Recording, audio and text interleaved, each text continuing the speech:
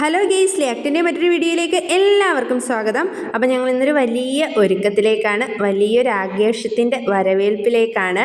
അപ്പോൾ ഞങ്ങൾ ഒട്ടും പ്രതീക്ഷിക്കാതെ ഞങ്ങൾക്കൊരു വെൽക്കം കിട്ടി. ഞങ്ങൾക്ക് റിപ്പബ്ലിക് ഡേ റാലിക്ക് പങ്കെടുക്കാനൊരു അവസരം കിട്ടി. അപ്പം ലിയാക്ട് എന്ന് പറയുന്നത് എപ്പോഴും ആഘോഷിക്കാനും സന്തോഷങ്ങളെ വരവേൽക്കാനും ഒക്കെ ഉള്ളൊരു സ്ഥലമാണ്.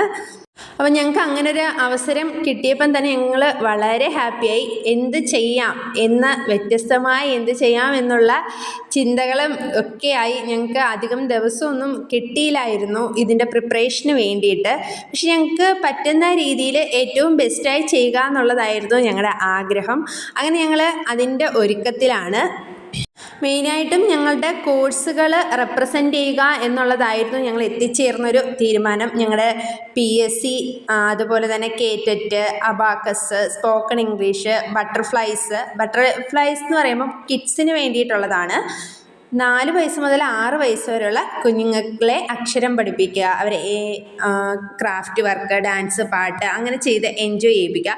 പിന്നെ ബേസിക് കോഴ്സിൻ്റെ കാര്യം ഞാൻ പലപ്പോഴും വീഡിയോസിൽ പറഞ്ഞിട്ടുണ്ട്.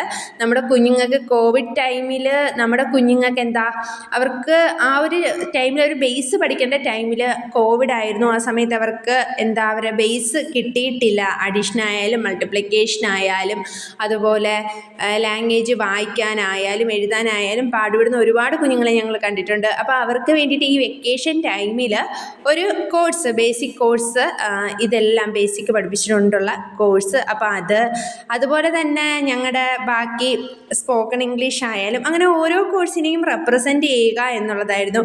പിന്നെ ഞങ്ങൾക്കാണെങ്കിൽ ഞങ്ങളുടെ ലോഗോ ആയ പെന്നായിരുന്നു ഞങ്ങളുടെ ലിയാക്ട് അക്കാഡമി, ഞങ്ങളുടെ എഡ്യൂക്കേഷണൽ സെൻറ്ററിനെ റെപ്രസെൻ്റ് ചെയ്യാൻ വേണ്ടിയിട്ട് ചൂസ് ചെയ്തിരുന്നത്.